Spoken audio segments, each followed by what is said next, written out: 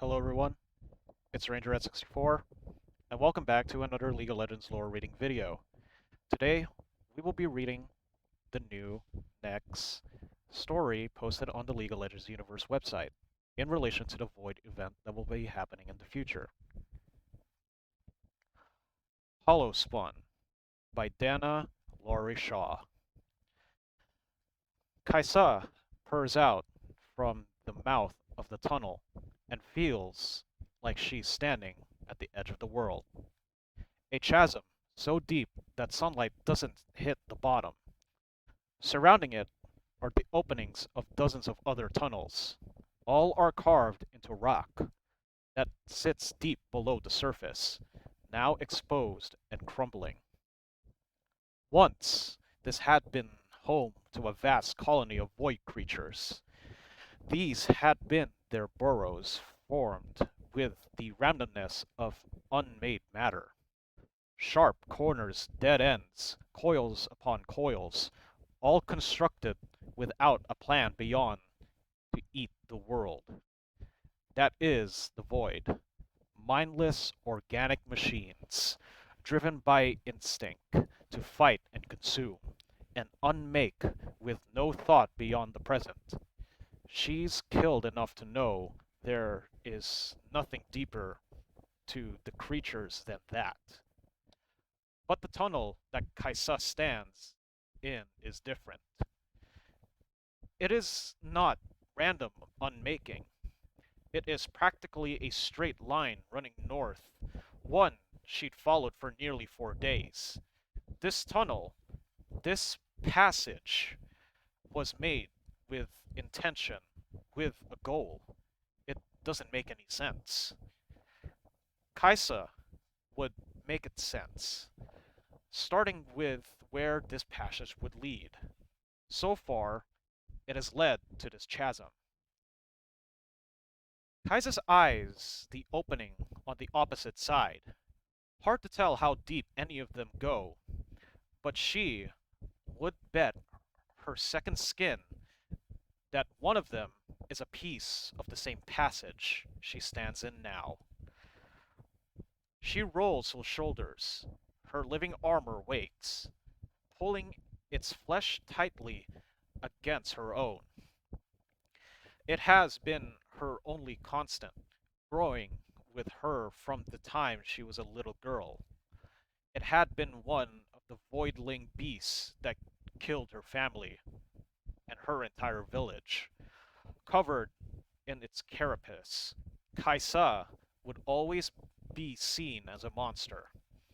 But without it, she could not keep the world safe from the void.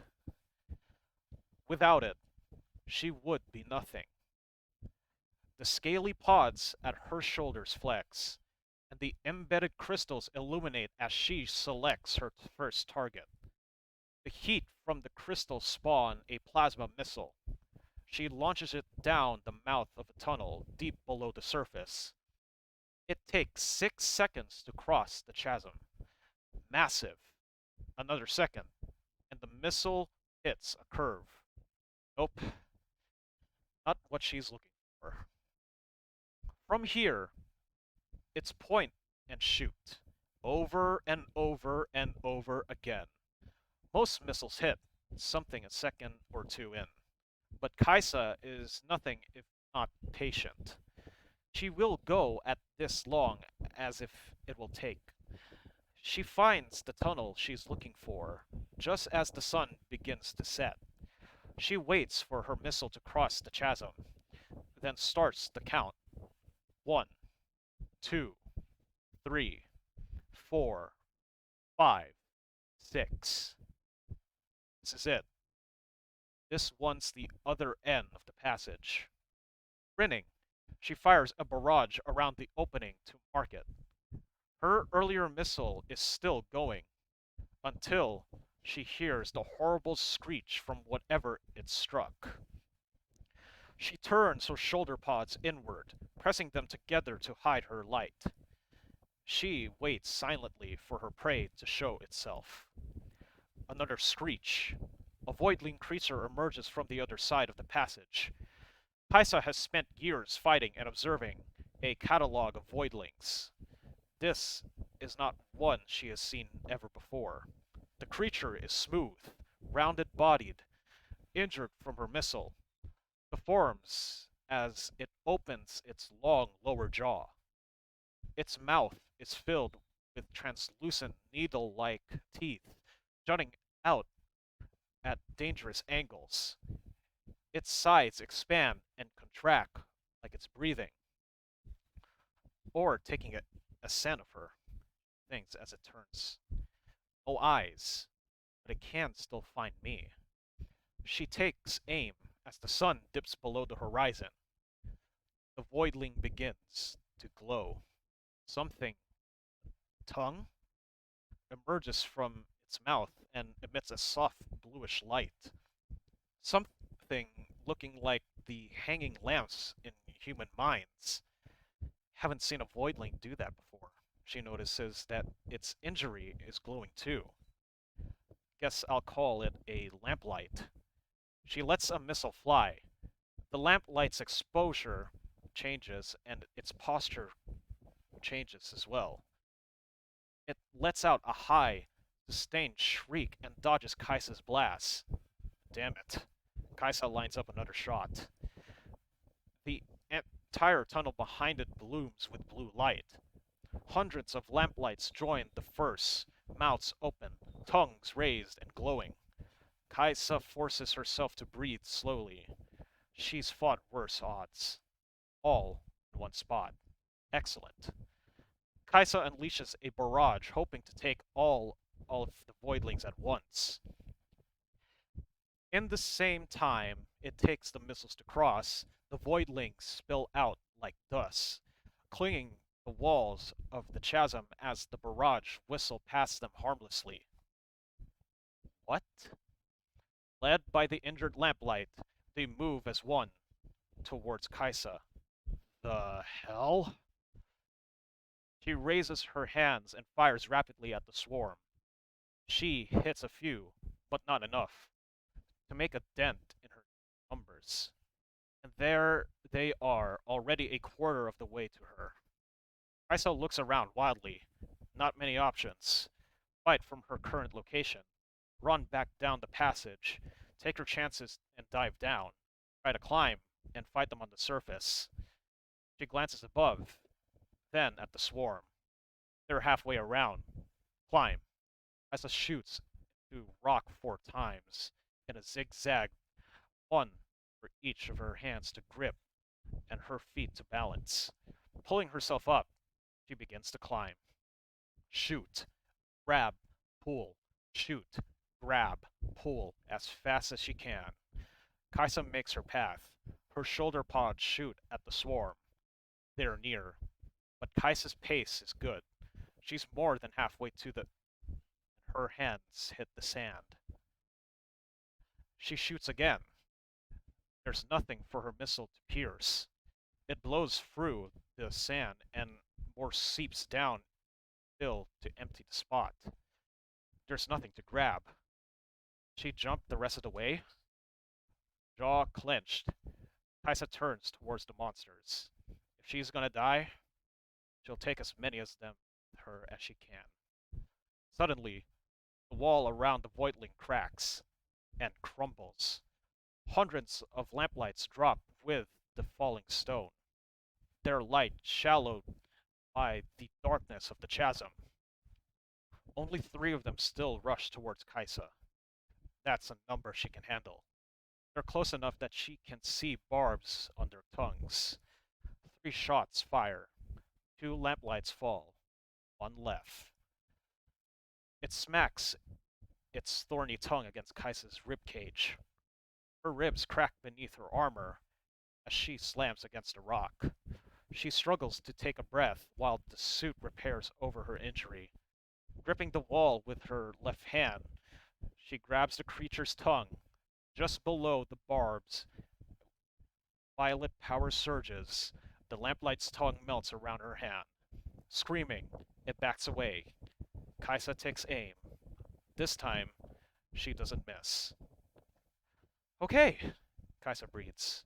Okay, next step, she'll have to find a way to the surface. That's when she noticed the stone cube sticking out from the sand. That wasn't there before. Isa reaches out and grabs. It is exactly the right size for her hand. She tests part her weight on it. It holds. Curious, she leans to one side and looks farther up. Jutting out every arm span or so is another one of these stone cubes. She'll question this turn of good luck later on. Kaisa scrambles up, one cube at a time, until she is finally out and made it to the surface. Looking around in the moonlight, she sees no landmarks, just duds and rocky cliffs.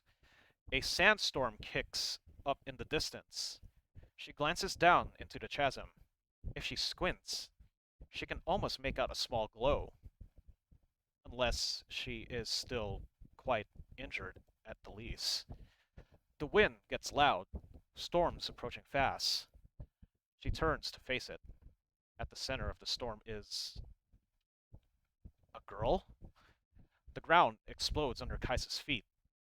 She hurtles through the air towards the storm, an arm in front of her broken ribs.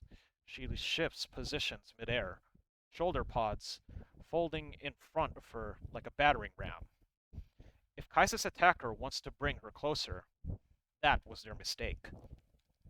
Something wraps around her shoulder pods and wrist, pulling her down, slamming her to the ground. Her ribs feel like they're on fire, and her helm cracks where her head meets the earth. She gets to her feet and forces her wrists apart. A red scarf, studded with stones. With a guttural yell, she sets her hands alight. She stops by the look of surprise and horror on the girl's face. Even all these years later, she is still taken aback when someone looks at her hands and sees only a monster, even with her face being human. Push past it, Kaisa. She brings her hands up again, ready to attack. Are you a human? Kaisa realizes she's looking at the girl through the crack in her helm. Oh, the crack in her helm. You see me? It doesn't really matter. Humans are always afraid of her. Whatever or not, they know she is one of them. But the girl's expression gives Kaisa a foolish hope. Maybe this time could be different. Curiously, Kaisa lets the helm pull away from her head, revealing the rest of her true face. The girl drops to her knees, and Kaisa's breath catches in her throat. I am so sorry, the girl says. I thought you were a monster. Well, yeah, the girl gestures towards the chasm. People tend not to survive long in these collapses. She gazes at Kaisa's second skin. And you don't look human at first glance. The girl is not as young as she thought. She must be around her own age, or older. Kaisa stares at the scarf lifts from the ground by the stony ends. The stones, she says quietly. You control the stones? The girl nods as the scarf wraps itself around her neck, as though by magic. You made those cubes come out of the sand? The girl shrugs, smiling.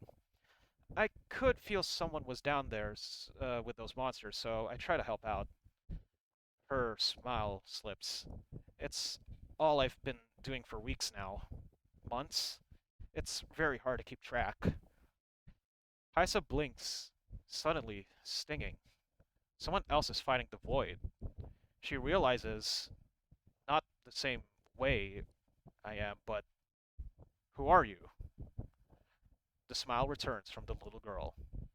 My name is Taliyah. Dancing firelight greets the two women as they enter Taliyah's camp. But it's the scent of roasting meat that holds Kaisa's attention. She's surprised that Taliyah doesn't go first to warn the others not to be afraid of the monster. Not that she could be blamed them, or whatever, when her living armor rumbles with hunger, ready to devour anyone who gets too close. The tents, cobbled from scraps of fabric and solid slabs of rock, looks like Taliyah's work. A group of 30 or 40, mostly children or elders, surrounded a large fire pit at the center of the camp. The way they look at her, silently, with wide eyes and hunched shoulders, is horribly familiar. Fear. Kaisa doesn't want to meet anyone's gaze. It's for their comfort. But really, it's for her own good.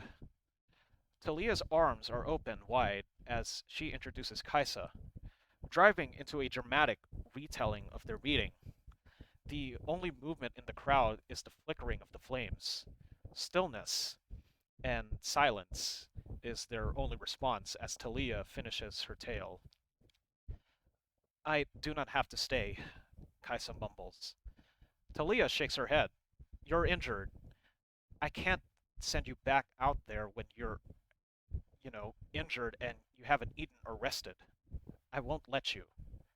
A child half her height, a red cowl wrapped around his shoulder stands. You sure she's human? He squints. Maybe it's just some kind of disguise. He almost falls backwards from the force of two older girls pulling him down into the seat. Taliyah laughs. Have you seen a void monster that can smile, Samir? She resorts.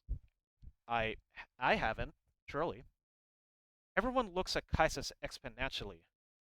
She does her best approximation of a smile, close-lipped, so not to look too aggressive. It doesn't seem to scare the children. Good sign, and a good victory. The boy Samir stands again. Hmm, fair enough, he says as he walks towards Kaisa. He offers her hand a half-eaten piece of meat on a stick. Want the rest of my sand snack?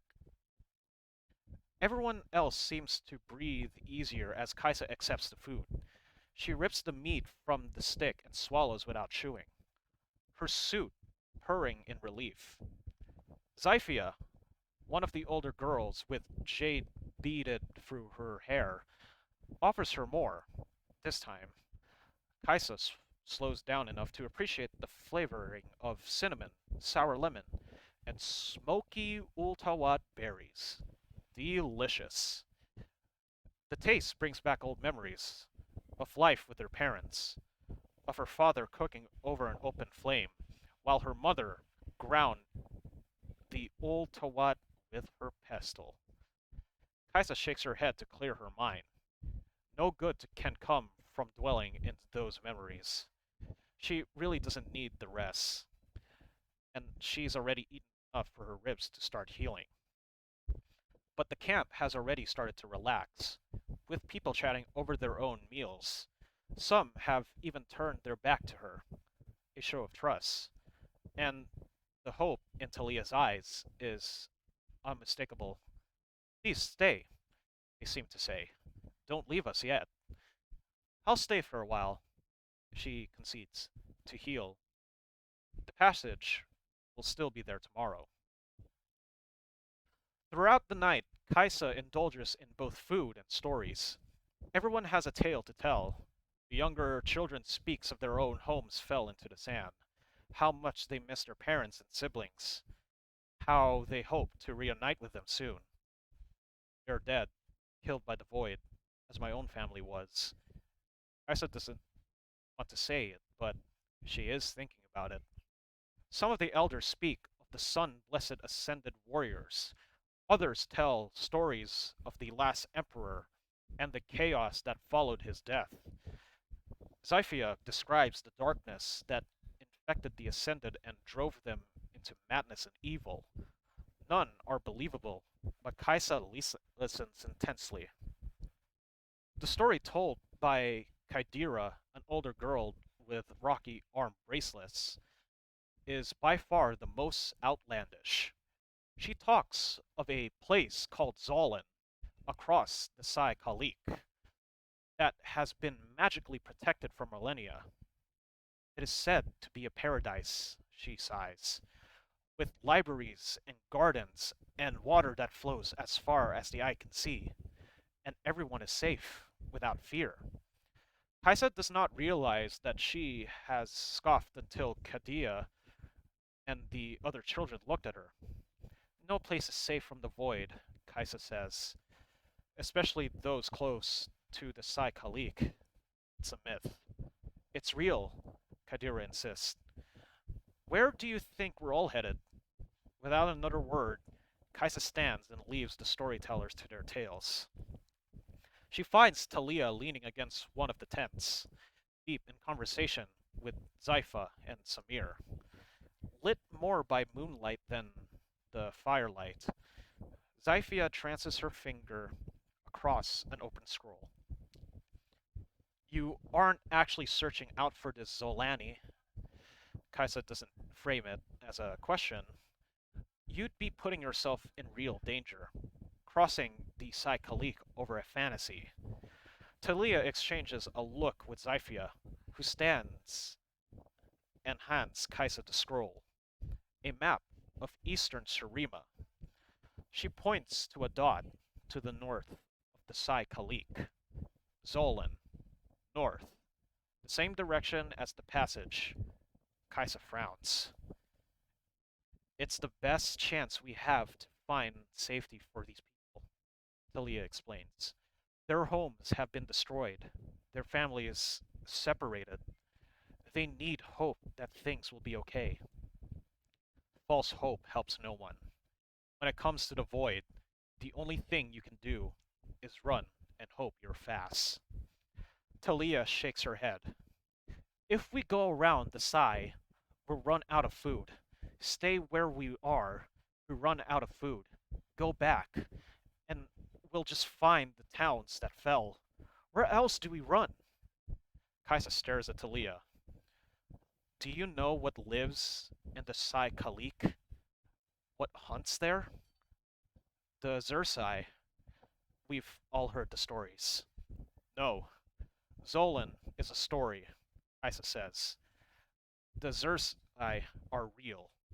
I fought them before, many at a time. This is their nest. Trying to cross it is a death sentence. I fought void creatures too. Or did you forget that I saved you? Those aren't Zersai. Whatever they are, and whatever they were, I defeated them when you couldn't. Kaisa can see determination in the set of Talia's jaw. If Zolan is our only hope, then that's where I'm gonna go lead everyone to. Besides, we've got a plan, Samir says excitedly. Talia's going to build a bridge or a wall or something over the sand, and we'll take the people across together. He can't be that much older than I am when I was the Void, and when the Void took me. Aloud, she asks, What? Can you move stone too? I'm the best rock hopper you've ever met, Samir says with a confident grin. None of those monsters can move fast as my sandboard. And if they try, I mean, they're not gonna work. He mimes at a blast from the ground. Talia drives them back, and with some rocky explosions. You sound like a child, Samir Kaisa spits. Samir smiles. That immediately drops. The children of Rek'Sai, all they do is devour. Anything that gets in their way is gone. She leans in close. When they hear you, they hunt you. They don't stop until those teeth of theirs are around your bones. You're scaring him, Zafia accuses as she puts a steadying hand on Samir's shoulder. Good. He should be scared. So, Come with us, Taliyah says confidently. You can help keep everyone safe. No, because you're not going. Kaisa points to Samir. You are not putting these children in that kind of danger. They'll die. Make your way around the Sai. Take as many as you can. Leave the slows behind. Use their rations to. We won't! Samir stands toe to toe with Kaisa, glaring up at her. Taliyah will protect us. I will protect us. He puffs his chest out. I'm going to help these people, and they're all going to make it across. Because because each of their lives means something. He stomps back towards the fire pit, with Zafia chasing after him. It's your only chance, Kaisa says quietly. Otherwise, you're condemning them to all death. No, Taliyah steps in front of Kaisa, refusing to let her look away. Our world is a tapestry, and every life is a thread of a different color. Each one makes the whole world more beautiful. Metaphors. Then the void is a flame, Kaisa replies. It unmakes everything it touches. If your tapestry catches fire, the entire thing will burn, unless you cut the smoldering threads away. Then, you'll still save most of it. You're wrong. Any threads that drop, make it all unstable, is easy to unravel. Sunlight appears at the horizon, and Taliyah's eyes flash gold. I'm not willing to let any of them go.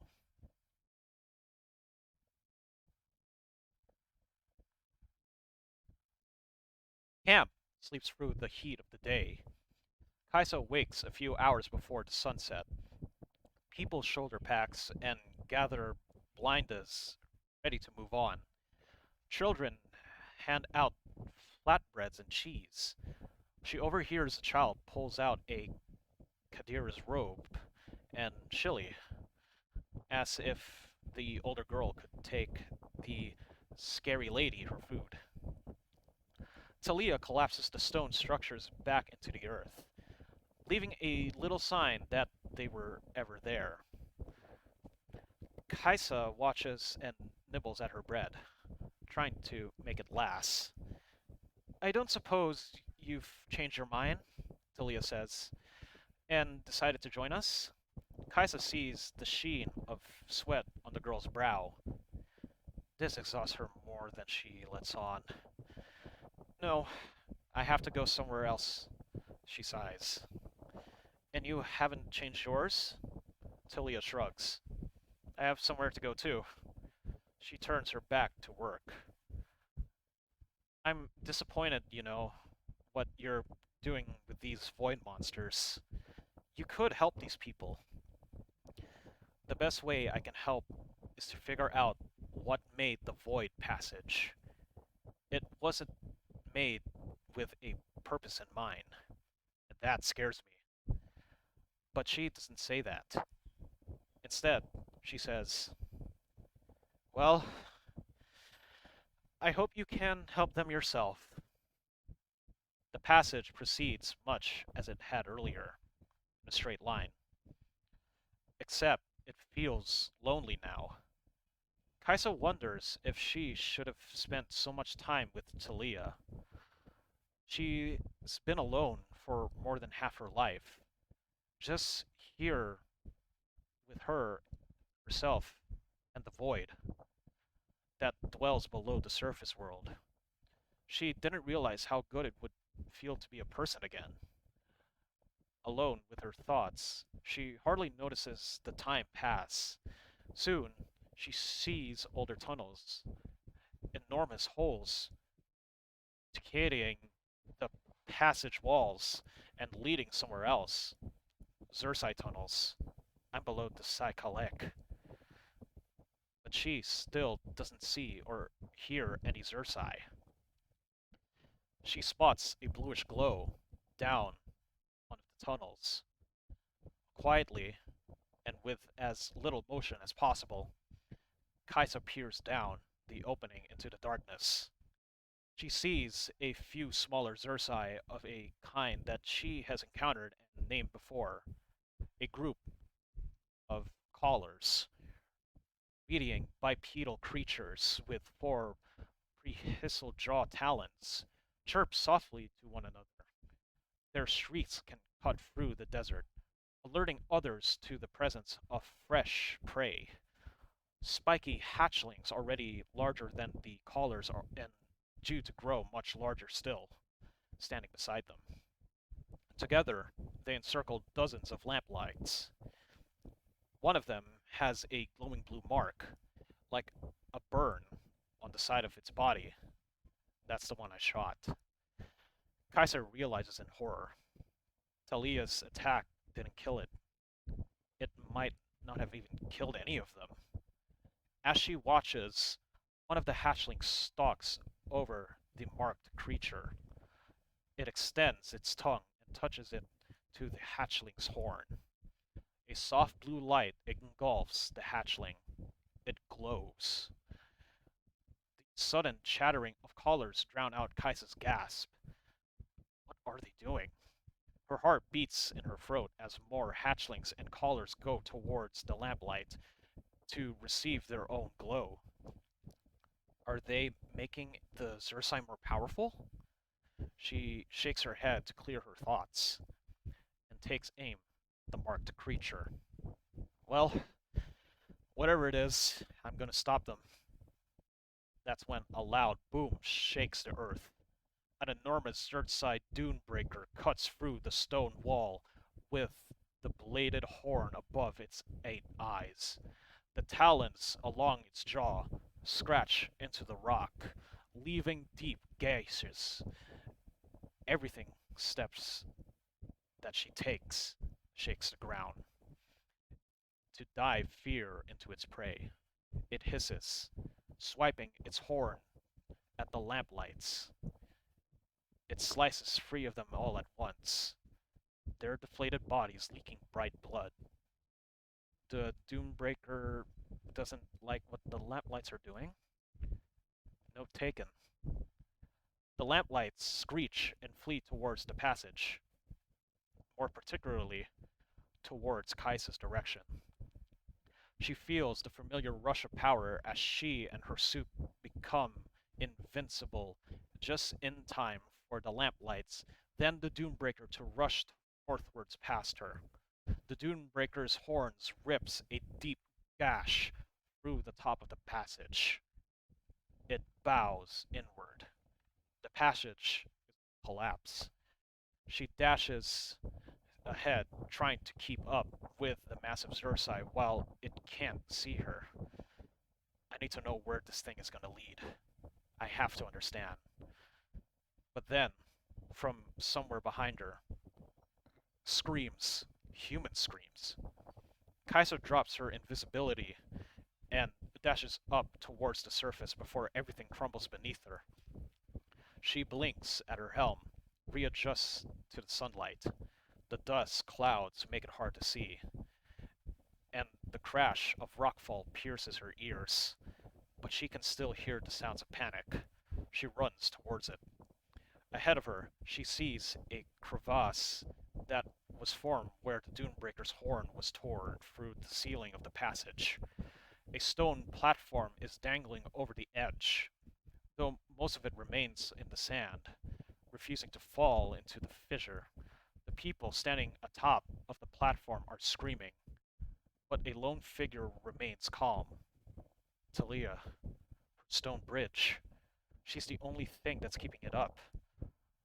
Her arms shake from the strain, but slowly, she lifts the front of the platform back towards the surface. The child's shouts come from below. Someone fell into the passage. Kaisa sprints towards Taliyah. You need to get back! She shouts as the bridge rises. The whole thing is gonna collapse beneath you all. You don't move.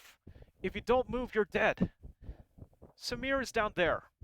Taliyah screams as the bridge finally makes it to the surface, settling onto the ground with a thud. I'm not going to leave him! She lets out a strangled yell as she pushes air against on one hand. The bridge groans as it scrapes away from her, pushing it a good distance away from the collapse. She then drives into the crevice. Kaisa stares over the edge. She's going to die down there if I don't help her. Kadira and Zaifa come running from the bridge. Kaisa fires at her feet. What are you doing? Kadira shouts, jumping back. That huge Cersei is going to turn back any minute, Kaisa says. Get the others out of here. We're not going anywhere until we know Taliyah and Samira are safe, Zaifa says with clenched fists. We can help you. I don't have time for this. Kaisa thinks as her shoulder pods unfold, crystals cracking with power. If I kill these two, the others will run. Kadira and Zaifa join hands, but they do not move. Kaisa remembers the stories they told around the fire pit, the food shared with her, their fear of her, and how it felt to leave him over the course of the night. I don't want to hurt them. I'll go down and help them. Please, go to the others. They need someone strong for them. Fine, but you better have bring them both back. Zypha spits out as she and Kaidira run back towards the bridge. I will. I promise. Without glancing back, Kaisa leaps into the glowing hollow below. Her feet hit the bottom hard enough to snap any normal human person's bones. In the distance, she sees glowing voidlings. Not just the lamplights, but the hatchlings and the callers they've converted, surrounding a smooth stone dome. That must be where Taliyah and Samir are. She hears a subtle shift, the rumbling sound from afar. Dunebreakers turn around. She realizes, if it's after the lamplights, it'll be coming right back here. Kaisa digs deep into the power of her living armor.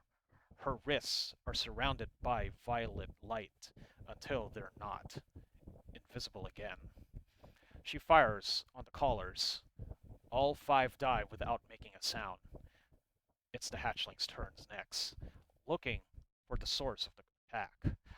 Only the blind lamplights tasting the air can sense her. Before they can pinpoint her, she already taken out the hatchlings. Now she's in trouble. Dozens of lamplights rush towards her. She fades back into invisibility, and then visibility, and dashes away as fast as she could. They're on her tail in a matter of seconds. She fires wildly, but only a few of them drop. One catches her on the ankle, slicing through her suit with the barbs on its tongue. She falls as she attempts to dodge more attacks, but they slice at her on all from sides, faster than her suit can knit her back. Blood drips from her arms, her legs, and her cheek. She tastes the tang of copper as it runs over her lips. Then something explodes beneath them. The lamplights are propelled back away. They pause, confused. Kaisa looks beyond them. Taliyah's head pokes through the top of the dome. She's shouting something. Kaisa's helm reforms. She hears Taliyah shout, "Come towards me!" Kaisa crouches. "Give me a running start!" The earth explodes beneath her, propelling her through the air over the voidlings and towards Taliyah. She lands on her good ankle and tries to sprint. She can't. So, she dips back into her suit's power, letting it drain her reserves of energy to speed and healing of her ankle. Can't run for long, but she'll try to make it count. As the void monster gets closer, Taliyah propels Kaisa towards her again. The ground she lands on is different, sharp bumps dotting the earth. Kaisa runs over them, trying to get the lamplights to follow her rather than going towards Taliyah. The one front bears her mark and gets close enough to reach for her again. An explosion tears into pieces, staining the earth with glowing blood. Kaisa stops in shock. Keep running! Taliyah shouts. That's what triggers the explosion! So, she does, circling around Taliyah. A few lamplights get too close. Taliyah's rock explosions tear through them. Others seem to learn, slowing down, but they became a target for Kaisa's missiles. It doesn't take long to thin out their ranks, but the rumbling grows louder as the dune breaker bores its way back. We don't have that much time. There's only a handful left. Kaisa stands near the dome, exhausted, and fires the last missile she has the energy to make. Slown by the minefield, each voidling takes a hit. Grinning, she turns to Taliyah. The girl is pale, coughing from the dust of air. Her arms is around a frightened Samir's shoulders as he struggles to keep her upright. I can't, Taliyah pants. The ground, it's unstable. Can't keep I can't keep it holding. Kaisa takes Taliyah in her arms. She beckons for Samir to cling to her back, then run towards the walls of Hollow. I'm at my limit. I don't know if I can make it up to the surface like this. Suddenly, Taliyah twists out of Kaisa's grip and leaps, summoning a rising platform beneath her feet. She pulls Kaisa towards her and propels them upward. Her strength gives out just short of the surface. Kaisa and Taliyah grab the ridge, and they do their best to hold on. Dozens of hands reach down, covered in dirt and dust. Is this real? Kaisa wonders, as she stretches up towards them. Two hands pull her up. It is. She looks up, recognizing some of the faces from Taliyah's camp. One of their hands around her wrist belongs to Kadira. I'm being rescued. Zyphia! Taliyah cries once they're all on solid ground again. Kadira! You came back for us! And brought help. Kaisa nods at both. Smart. Thank you. Below, the dune breaker bursts back into the hollow. Kaisa holds a finger to her lips and mouths don't move. Dune breakers can only sense things they can hear or feel or see moving. If we stay still and quiet, we live. The creature prods the deflated bodies of the lamplights with its horn. It shuffles around, finding the corpses of the glowing callers and hatchlings. Satisfied that its enemies are dead, it burrows back for the rock and down into the earth. Kaisa waits until they can't hear it anymore, before she lets everyone move. Then, Taliyah, exhausted and pale, lifts another bridge of stone from the ground and takes them all back towards the others. A drained Kaisa and an only somewhat humbled Samir bringing up the rear. I would have made it back up on my own, Samir says with a tired grin at Kaisa. But it was nice of you to come help. What with me slowing everyone down and all, and you know.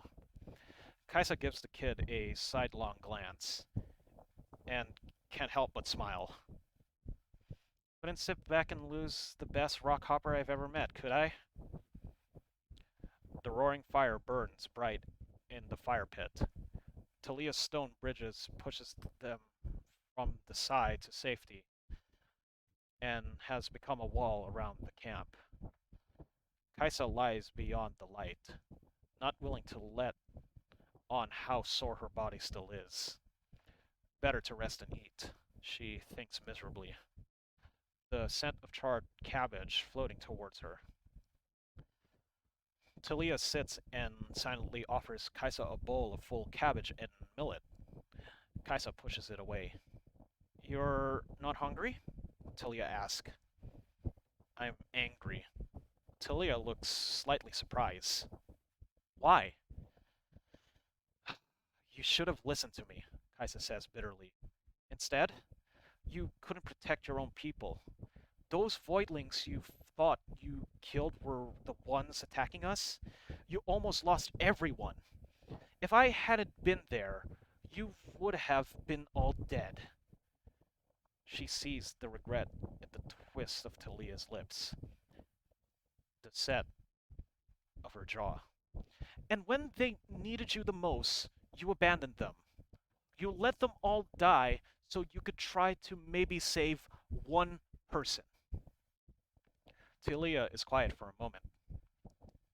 I'm not that grateful, but you know you did the same thing when you came down to help me, right? Kaisa doesn't know how to respond to that. Don't go towards Zolani. Don't go towards Zolan, please, Kaisa says after a few minutes of awkward silence. The void passage that collapsed, the one I've been following, was directly below your route here. I'm pretty sure that Zolan is where it leads. That means the void already has it. Leah nods, her shoulders slumping. I'll tell them they need to find another place then. They? What about you? Well, I'm going to Zolan. Taliyah, that's where you're going, right? Taliyah sighs.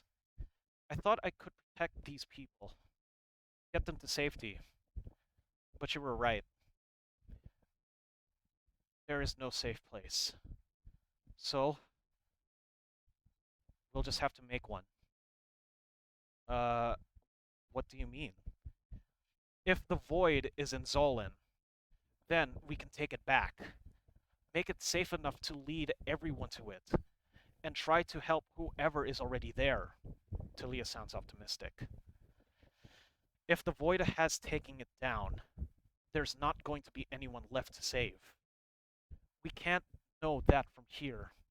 Even if there's one person who needs our help, that will be worth to me. Taliyah steps forward and takes Kaisa's hands. They feel warm and calloused, even though Kaisa is still wearing her second skin. I can't do it without you, Kaisa. I didn't kill those lamplights on my own, but I was able to when you were there with me. Let's find this place together. If she had been there when my home fell to the void, maybe I could have done something different.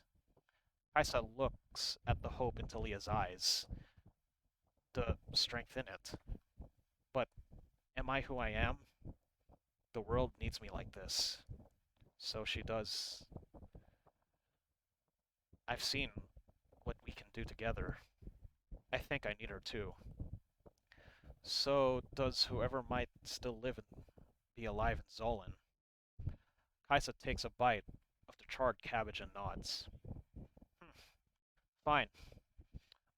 Another thread to the tapestry.